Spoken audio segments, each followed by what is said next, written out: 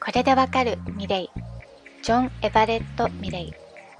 若くしてラファエル前派を牽引し、その後はビクトリア朝絵画の第一人者となった画家。ラファエル前派とは何かというと、19世紀中頃のビクトリア朝時代、ロイヤルアカデミーではラファエルを規範とするような古典的で理想化された様式を継承していたのですが、それに対し反旗を翻したグループです。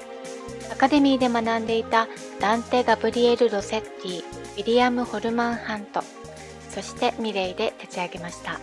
いろいろな題材から面白い作品を制作しています。こちらの絵をご覧ください。イザベラ。ボッカチオのデカメロンをベースにしたジョン・キーツの歌を主題にしています。イザベラという裕福な地主の娘がいて、使用人のロレンツォと恋に落ちます。身分違いの恋を快く思わない兄2人がロレンツォを殺してしまう。ロレンツォの亡霊によって埋められている場所を知ったイザベラが彼の頭を切断し、バジルの鉢に隠して帰還にくれるというお話。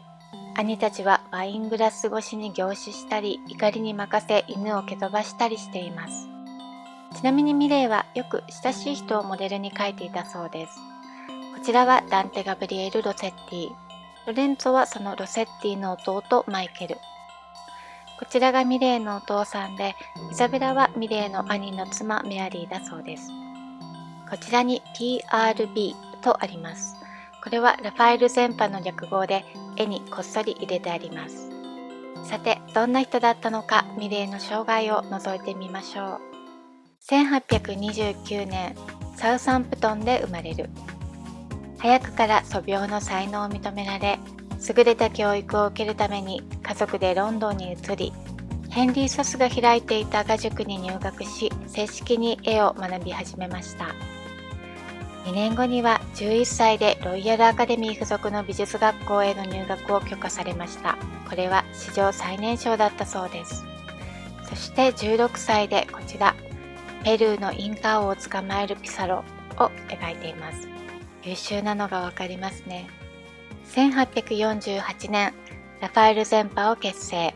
アカデミーの教えに大きな不満があったので、もっと純粋で真摯な表現を求めてグループを立ち上げました。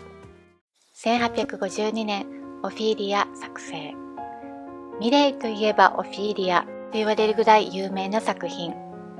シェイクスピアのハムレットのヒロインオフィーリアを題材にしたもので、モデルは後に友人ロセッティの妻となるエリザベス・シダル。絵だけ見ると水に浮かんで気持ちよさそうにも見えますが、この後彼女は沈んでしまいます。オフィリアのお話と絵画については、よかったらこちらの動画もご覧ください。ラファエル前派は批評も多かったのですが、当時とても影響力のあった美術評論家ラスキンが、芸術は自然に忠実でなければならないとグループを擁護する文章を出し、流れが変わりました。ミレイはそれ以降ラスキンと親交を結ぶようになります。こちらの作品釈放令はラスキンの妻エフィーがモデルになっています。1853年にラスキンがスコットランドへの旅にミレイを誘い、エフィーと3人で過ごすことになるのですが、なんとその旅の間にミレイとエフィーは恋に落ちてしまいました。これだけ聞くとラスキンかわいそうと思いますが、夫婦にはいろいろ問題もあったようです。もともとエフィーはラスキンとの結婚生活から逃げ出したいと思っていました。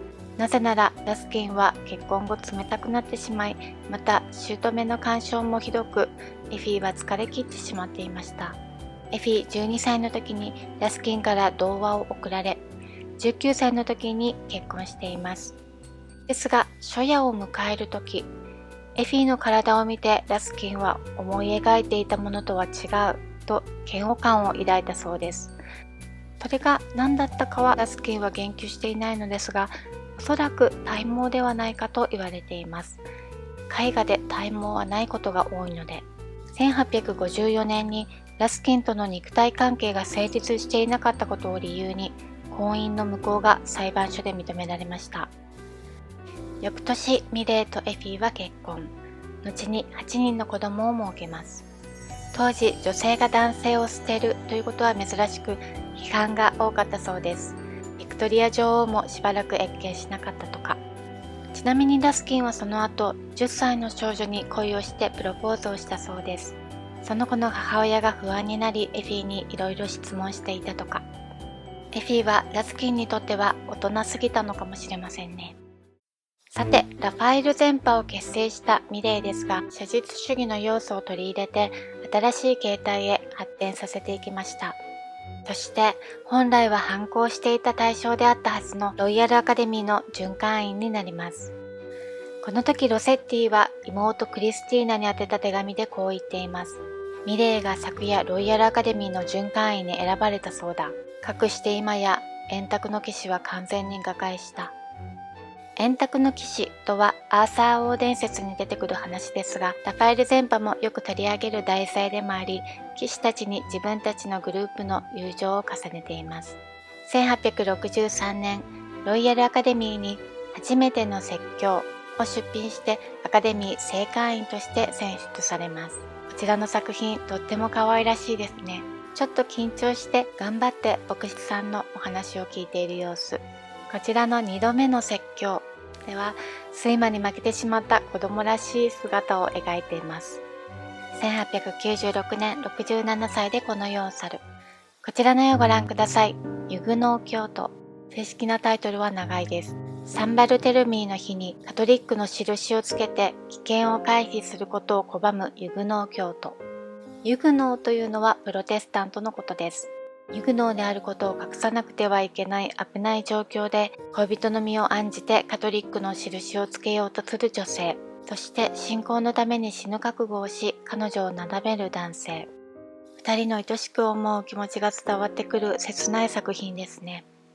ミレイはラファエル全派として活動していた頃の作品が評価されがちですが、ロイヤルアカデミーに認定されてエリート街道まっしぐらになってからも、彼自身は常に新しいものを求め続け、素敵な作品を残しています。